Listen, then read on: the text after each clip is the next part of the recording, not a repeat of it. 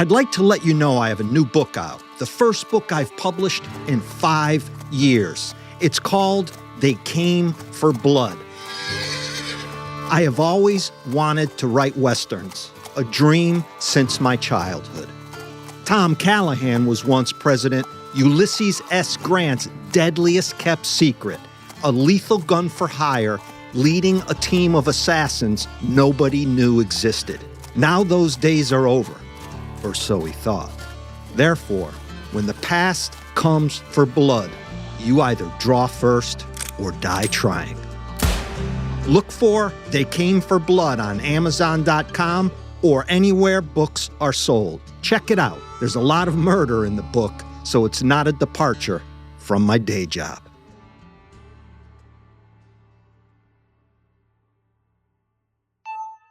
The fact on that phone call that you said you're not a psychopath.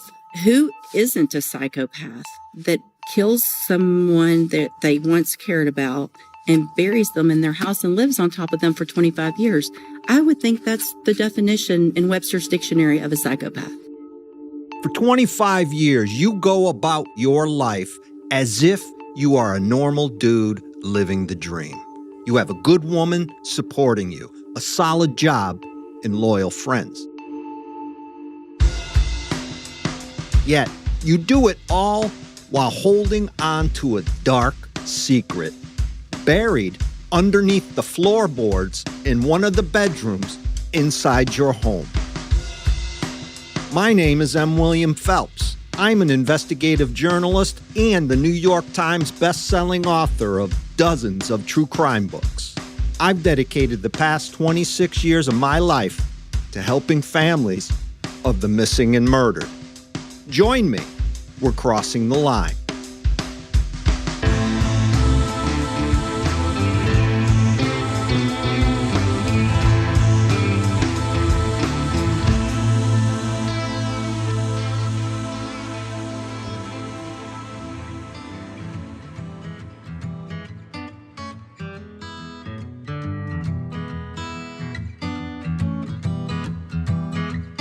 Beaumont, Texas is in the southeastern part of the state, east of Houston and Galveston, heading towards the Louisiana border along the Gulf of Mexico.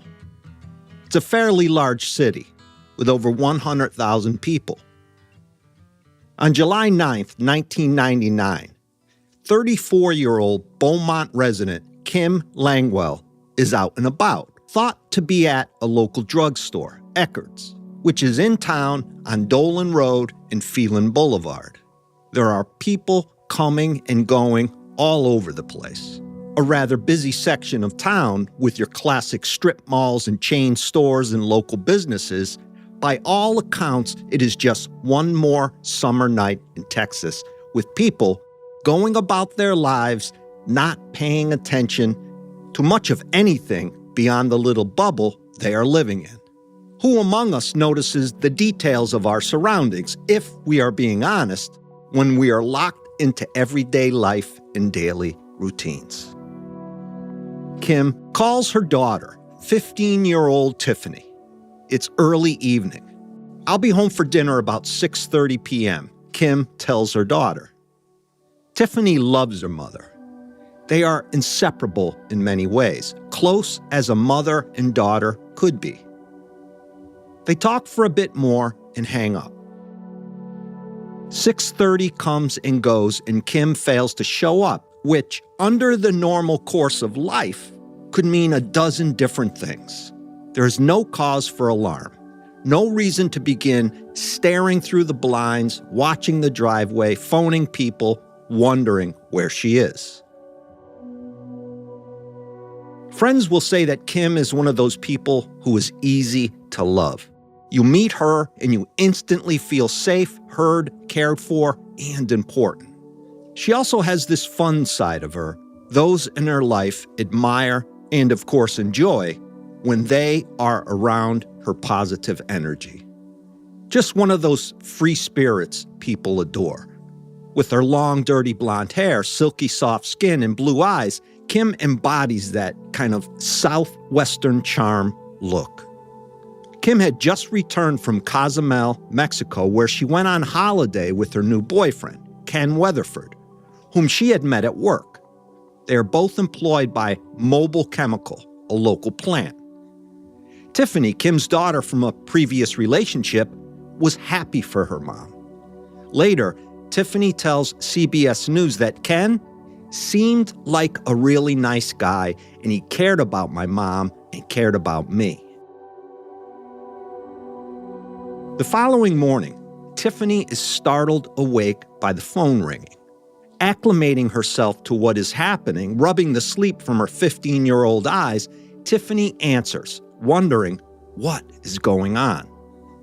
It's Ken Weatherford, her mother's boyfriend. "Hey, did your mom come home last night?" Ken wants to know. He cannot find her. Tiffany thinks about it. "No," she says, "she is not here." Ken sounds concerned, like something is up. It's clear that Kim had not spent the night at Ken's, and he cannot get a hold of her. "Something I didn't mention last night," he then tells Tiffany, apparently alluding to when he was looking for Kim the previous night after he couldn't find her. "I was looking for her and I saw her car," he says.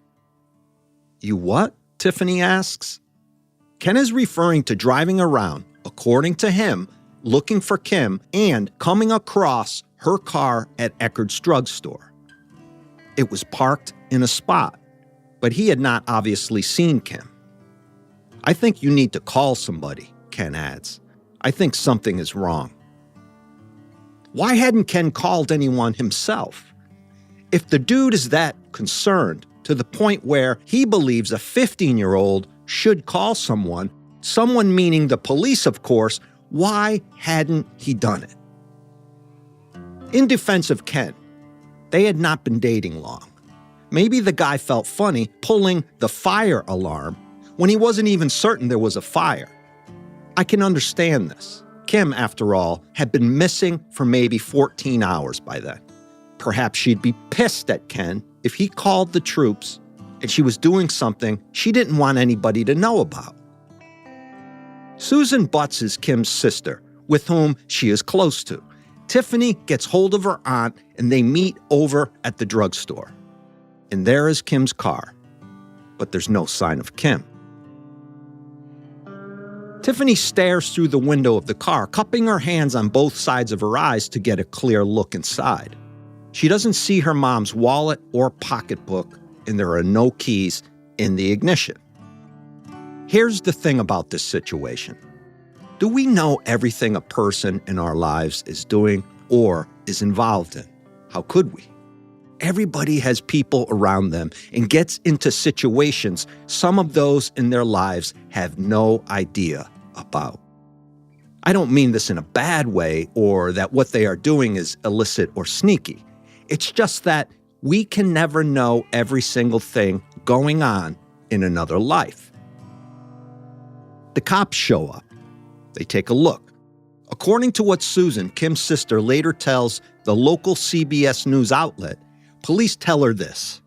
Listen, maybe she just went off somewhere. Maybe she just decided to start a new life.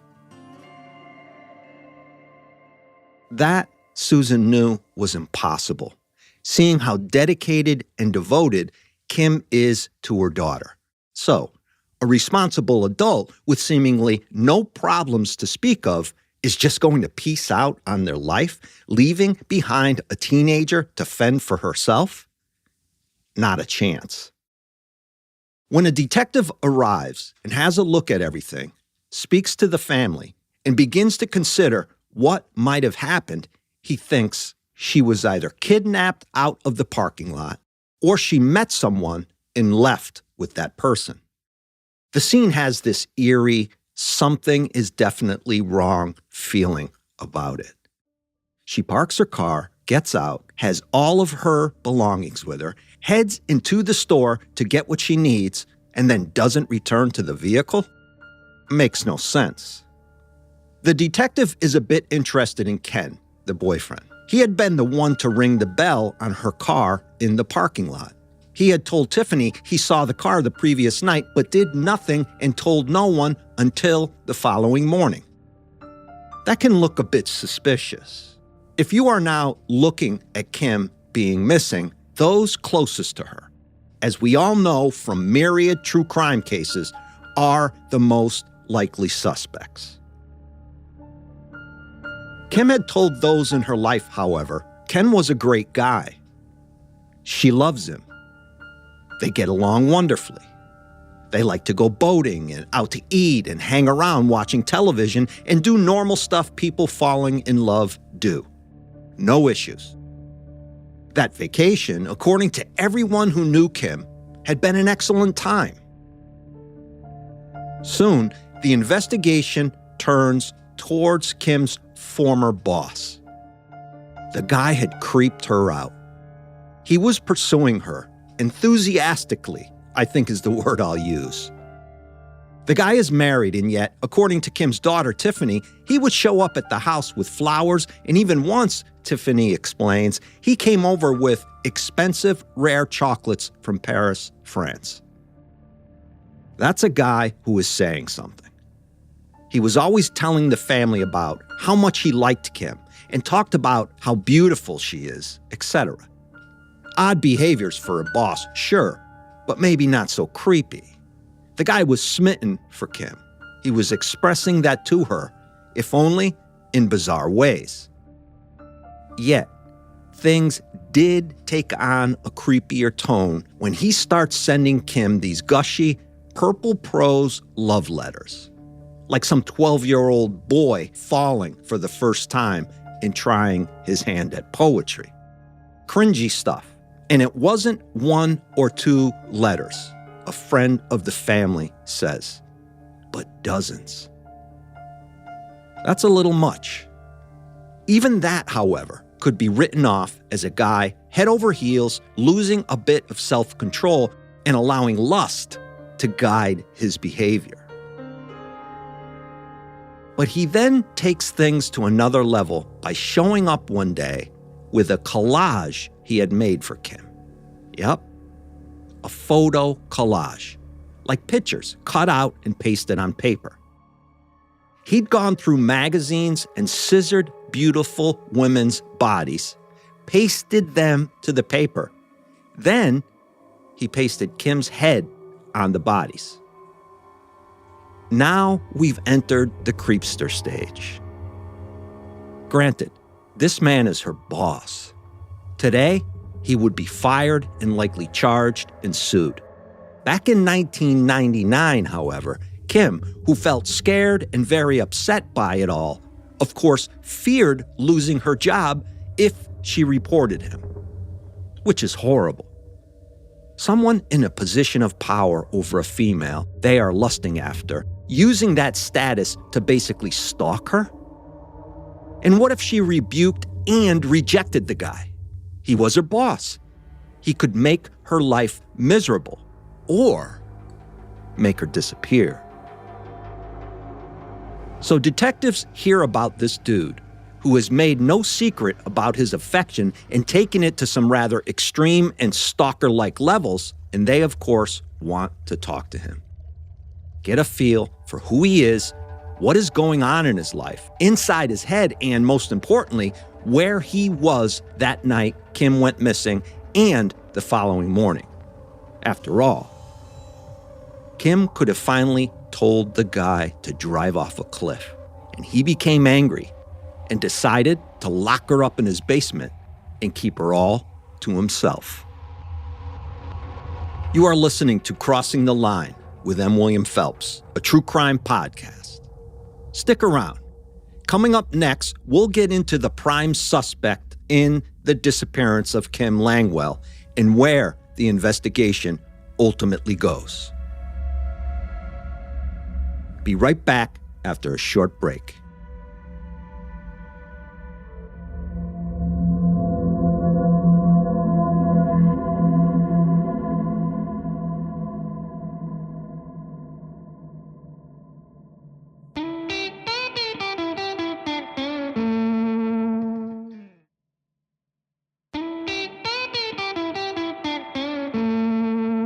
Victim profiling and data collection are the two most important investigative steps within the first 24 hours of a missing person investigation.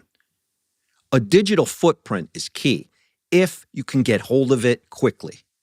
CCTV as well. You can do the old school line and grid searches in those areas where the person likely went missing, but when the case feels like the person was literally abducted from the parking lot of a busy drugstore in a busy town at a busy time of day, your best bet is to talk to anyone who might have seen something.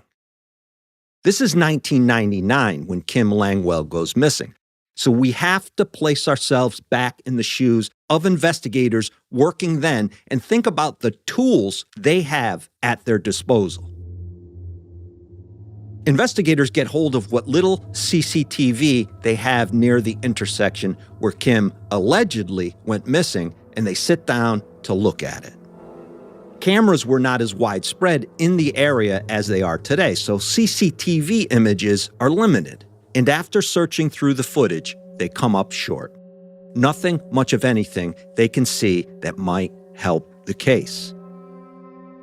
The other important bit of early information is something Tiffany tells police. That when she spoke to her mother, she was certain her mother had told her she was stopping by her ex-boyfriend's house on her way home. Still, the idea that Ken Weatherford, the current boyfriend, had waited to call Tiffany and tell her to phone the police, this kind of gnaws at investigators a bit.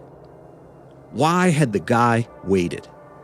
Why had he not called the house the previous night?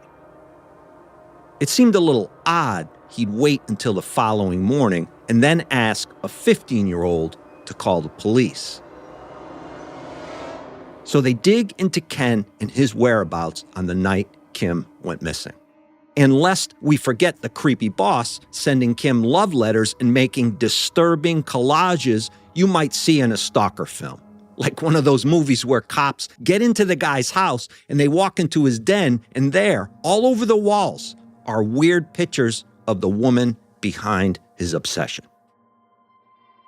The fact of the matter is, investigators do not know what happened, and I have to commend them for not doing what others might have in this situation and put blinders on and place a heading on the boyfriend or the creep. They keep an open mind and allow the evidence to dictate where to take their investigation. That is so important.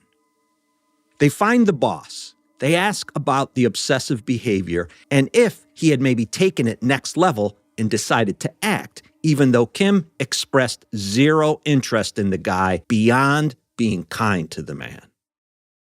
No, he tells them, I have no idea what's going on. Likely story. He then says he has an alibi. I was at the grocery store. Which one? They ask. Market Basket on Phelan Boulevard, he says. That store is not far from the drugstore parking lot where Kim's vehicle was found. The creepy boss produces a receipt, time-stamped 6:56 p.m. He tells them he was on his way to a poker game and stopped to buy some snacks for the game. The receipt seems to prove as much. The boys at the poker game vouch for the guy.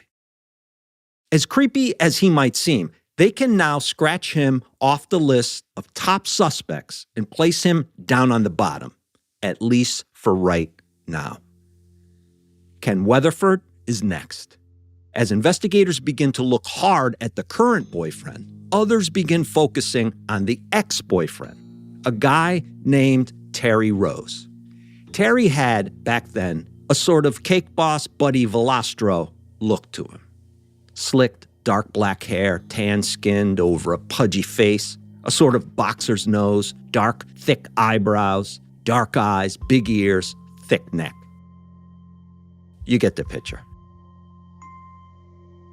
Kim and Terry had lived together and dated for 6 years. After the breakup, they remained close friends, and they did things for each other, according to Kim's family. Tiffany says her mom mentioned She was stopping by Terry's to help him with a project he had been working on inside the house. A construction project. Weird, but okay. They get hold of Terry and have him come into the station to give a statement. He was, far as they could tell, the last person to have seen Kim.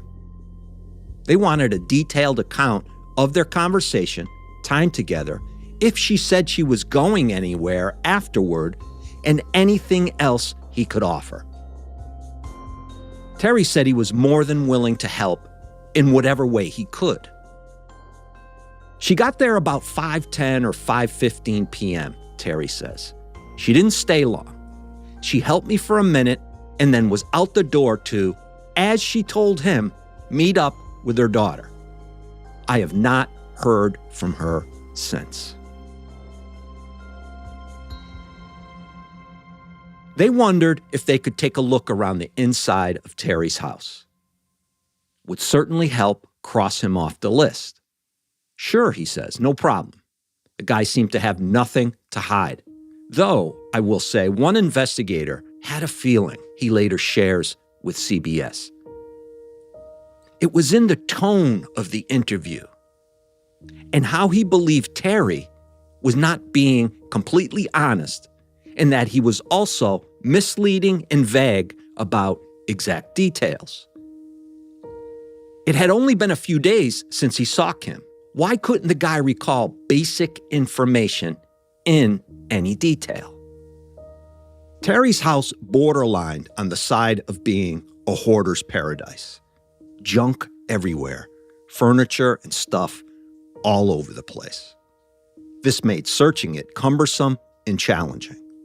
Still, within all that, the guy was willing to have them go through the house as long as they needed to and help whatever way he could. As they searched, they realized there was nothing they could find linking Kim to the house. No blood, definitely no bleach smell, and nothing pointing to Terry having cleaned up after a crime of violence. I mentioned this from time to time on the show, and this is one of those prime examples of a cop with a feeling, his radar going off, instinct kicking in, unable to let go of a suspect. In this case, the main investigator has this sense that Terry Rose is not being completely honest about that night Kim came over. That something more took place inside that house. The unexplained element of Terry Rose being a prime suspect, something they'd have to look at if they wanted to target him as their guy, would be Kim's car parked at the drugstore. If Terry is behind this, how did the car get to the parking lot? An accomplice, maybe? He drove it and walked or took a bus back home? It is not something that cannot be explained, sure. But when you're focused on a guy and your goal is to go at him, this after you've searched his house and questioned him, you had better dot every I and cross every T, or a lawyer will hang you out to dry. Although Kim remained friends with Terry, Tiffany had seen him do things over the years they had all spent together that made her very uncomfortable. She later tells NBC that Terry could be forceful with Kim, and he wasn't shy about letting Kim know who was in control. I will say, specifically to those listening who might feel they are in a similar situation, in which a guy is letting you know he is in control and it feels to you as if he is controlling your life. You know, he wants to know where you are, who you're with, etc. He's constantly on your ass, constantly calling people you know, asking you where you've been, where you're going. Please run from this situation. Any man who is controlling another person, better yet a female, is toxic. He is telling you he is insecure and not in control of himself and, important, his impulses. He fears abandonment to the point of acting out before he believes you might leave him. He is also saying he is powerless in other critical areas of his life, such as work or in a social setting. This is a dangerous individual, and I want you, if you are in this situation, to do whatever you need to in order to get away from him while, importantly, watching out for your safety at every turn and contacting someone for help. I'll have phone numbers and a website at the end of the show. Investigators go to Terry Rose and ask him if he is willing to take a polygraph. They don't trust the guy. They explain they want to rule him in or out, and a lie detector test will help in that regard. He says sure, he understands, and he heads into the station. As they rule out Ken Weatherford and the creepster boss, after both men provide alibis which ultimately check out, investigators begin to laser focus on Terry Lee Rose, Kim's ex-boyfriend. I'll get into that right after a short break.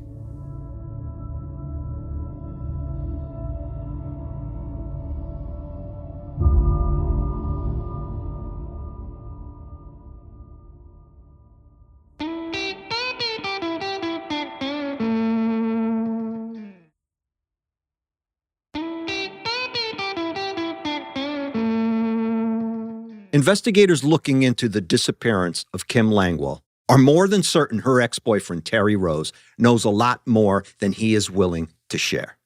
And their suspicions are heightened after he takes a polygraph and fails. The problem they have, however, is that beyond a failed polygraph and a hunch, they have absolutely zero evidence linking the guy to Kim's disappearance. You cannot take a polygraph to a judge and base an arrest warrant on it. And without any physical or forensic evidence, you're kind of stuck. Terry knows this, of course, and he begins to act a bit smug and condescending. One friend says later that she knew Terry was behind it all. Kim had once told her, "I'm afraid he's going to kill me if I ever leave him." So there is that control again. If Kim was feeling this, there was a reason. Terry was threatening her. One classic sign of a controlling, dangerous man is this. When you leave him and go to the store or over to a friend's house, he is up your ass about how long you were gone, where you were, who you saw, when he knows. In Kim's case, a friend of hers tells CBS that when Kim came over, Terry would call the house repeatedly, wondering when she was coming home, who was over there, and why she was still there. That same friend added, there were times when Terry would put his hands around her neck, choke her, hit her, toss her around. Tiffany, Kim's daughter, says the same thing. Terry was always wondering where her mother was, who she was with, where she had been. This behavior is akin to a powder keg, a burning wick, never knowing when it might explode. Investigators begin to hear all of this and are now 100% behind the theory that Terry Rose snapped that night and did something with Kim's body afterward. They just don't have any idea where she might be. The other major giveaway was that as the weeks and months passed, even years, everyone realized that not once did Terry go out on a search, hang a missing person flyer, or even inquire about any information. He wasn't concerned. With all of this information coming in about Terry's behavior towards Kim, local investigators call in the FBI for help. They decide that interviewing Terry Rose again now close to 2 years after Kim has been missing, could produce results. They don't get much, but then they do get Terry to admit that he had a physical confrontation with Kim before her disappearance and that he had slapped her. Another important bit of information is that Terry has no reliable alibi for the time frame of Kim's disappearance. During the interview, he says he was out with a friend at a pool hall. So they asked the friend about it, and although he claims that is true, investigators know that dude is lying. Still, what does all of this mean in the scope of not having a body or any evidence beyond instinct and theories? It gets you nowhere without anything to back it up. From 2001 all the way to 2023, over 2 decades, the case grows a thick layer of frost around it inside the cold case freezer. Nothing much of anything happens. Again, I'll say, without new information coming in, with these types of missing person cases, nothing can really get done. Victims' families become frustrated and investigators sit and wait. I have been involved in these types of cases that linger and linger, and police are often blamed for not doing anything or not doing enough. But in defense of those cops involved in a lot of these cases, it's not about them unwilling to do anything or not doing anything. It's about dead ends. You've gone through the reports repeatedly. You've re-interviewed witnesses and suspects, and you've come to the same conclusion time and again. In 2023, however, and this happens more than not, new investigators are assigned to the case. Investigators who were likely kids at the time the case began. Fresh eyes can help. A new look can produce results. The latest focus becomes Ken Weatherford, Kim's boyfriend at the time she went missing. But that, and another look at the creepy boss, once again turns out to be nothing because the men have solid, provable alibis for the time Kim had gone missing. Terry Rose rises to the surface again this second time around. The guy is now 66 years old, overweight, balding, with gray-white hair. He's a bit more subdued than he was long ago. The years have not been good to him. He seems defeated and tired. But Terry, as they interview him in 2023, says he had nothing to do with Kim's disappearance. He's sticking to his story. Then they do something smart. They put some pressure on Terry's friend. You know, the one who supported Terry's alibi of playing pool that night. Important here to think about is this. Investigators need to tear this alibi apart, because if they can, it covers Terry Rose. In speaking with his friend, the friend kind of sticks to the story, but they believe he is leaving something out, that he knows what happened. So they ask him if he'll come in and take a polygraph. He tells them he will not be speaking to them any longer without an attorney. Bingo. They've got him. It's now 2024, and this dude is feeling intense pressure from investigators. He knows they will not leave him alone. And acting the way he is, they know he holds the key to the entire case. Through his attorney, Terry's friend steps up and says he is willing to speak with investigators and that he has explosive information which will break the case. But he wants immunity on paper before he says anything. So now they know Terry Rose had an accomplice. What can you do? The prosecutor agrees to give Terry's friend immunity. After a little chat with him about what he knows, they are convinced he can shed some clear light on what happened that night and where Kim Langwell's body is. And what he has to say, well, it's straight out of an Edgar Allan Poe short story.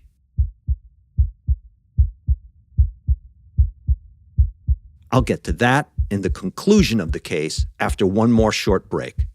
You are listening to Crossing the Line with M. William Phelps.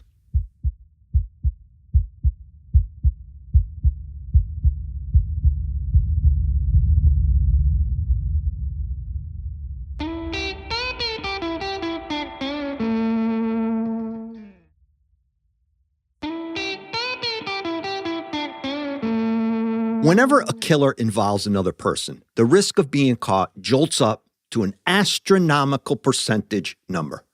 Because sooner or later, that other person or persons opens their mouth. When faced with the prospect of saving their own ass from prison time, they will always give it up. It's simple human nature. In short, Terry Rose's friend tells investigators that on the day Kim went missing, Terry called him. It was about 6:15 p.m., he says, which fits the timeline they have locked down. When you get close to the parking lot, Terry tells his friend, referring to a Walmart near that drugstore, you call me. So the friend heads over to Walmart and calls Terry. They meet up in the parking lot and Terry is, drumroll please, driving Kim's car. I don't like this parking lot, Terry tells his accomplice. Follow me. The friend tells investigators next.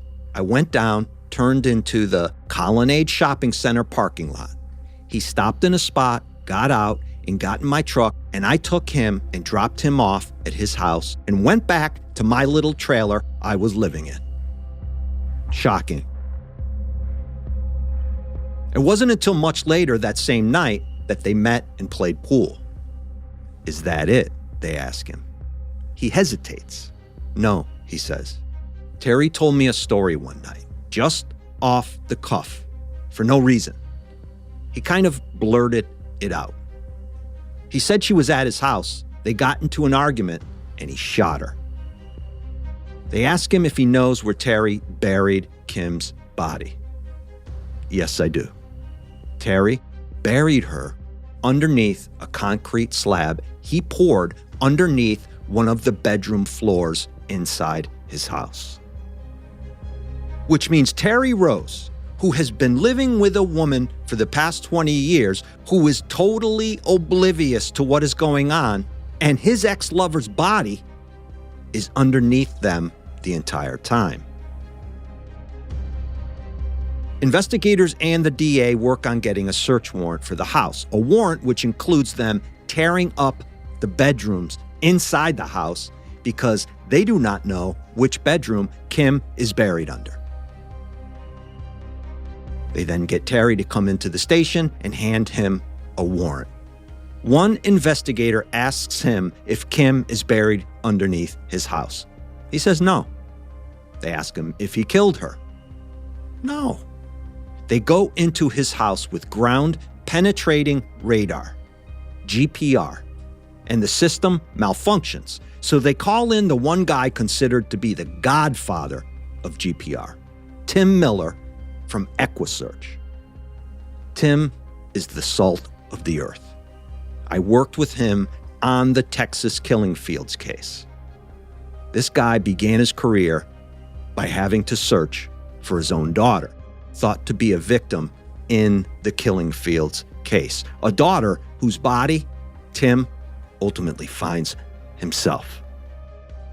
Tim goes in with his team and within 4 minutes, he tells CBS they lock onto an area in one of the bedrooms. They break through the concrete underneath the floorboards inside the bedroom and it's hollow.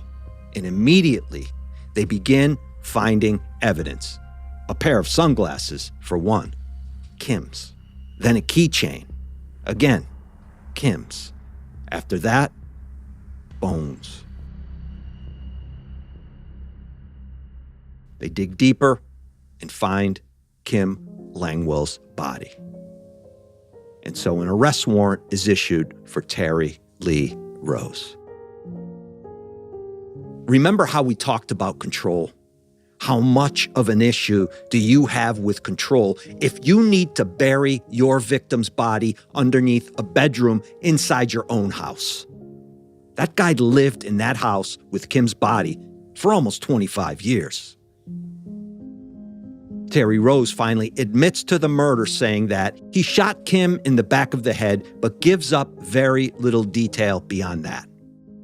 The deal he cuts is for up to 40 years in prison. 68 years old at the time of his arrest, 40 years is likely a death sentence, as it should be. Tiffany says something to the media in the end that I think is incredibly important and courageous. I think we have to fight hard for our loved ones, and we have to listen to them and be cautious about the people we allow into our lives. I wish so much that I would have fought harder for my mom. It's sad to me that in some way that statement indicates Tiffany blames herself. Tiffany was 15 years old. She cannot be held accountable in any way for a sociopath's actions. Terry Rose is a cold bastard who was able to live his life with a woman in a house with a body buried underneath. And the man was able to sleep soundly at night. That's a sociopath. Make no mistake about it. That's it for this week. Be back here next week with a new case. Thank you for listening and supporting this show. I am forever grateful for your continued support.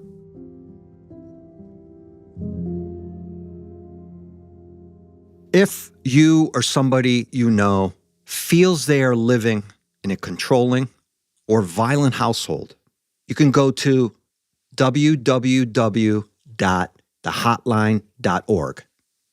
That's the National Domestic Violence Hotline. You can speak to somebody there anonymously. The number for the National Domestic Violence Hotline is 1-800-799-7233. 1-800-799-7233. Be safe. Be aware. I'd like to let you know I have a new book out, the first book I've published in 5 years. It's called They Came for Blood.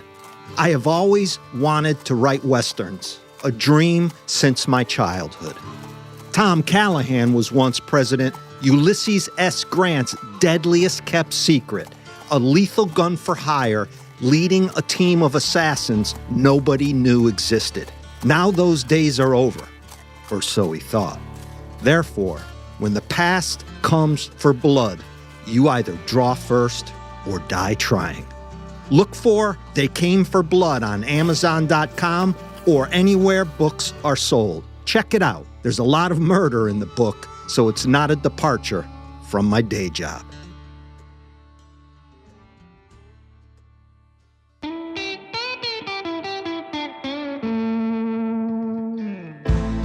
Sources for this episode include police reports, witness statements, and arrest warrant for Terry Lee Rose.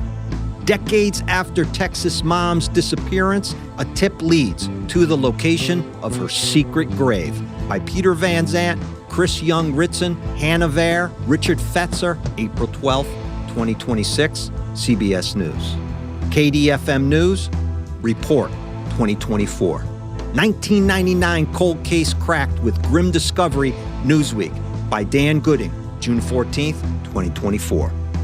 Crossing the Line is executive produced by M. William Phelps, LLC, and Matthew Valentinus, Mom's Basement Management. Written by me, M. William Phelps. Audio mastering and mixing by Matt Russell. Music by Epidemic Sound. Original music written and performed by Thomas Mooney, Tom Phelps, and Matt Russell.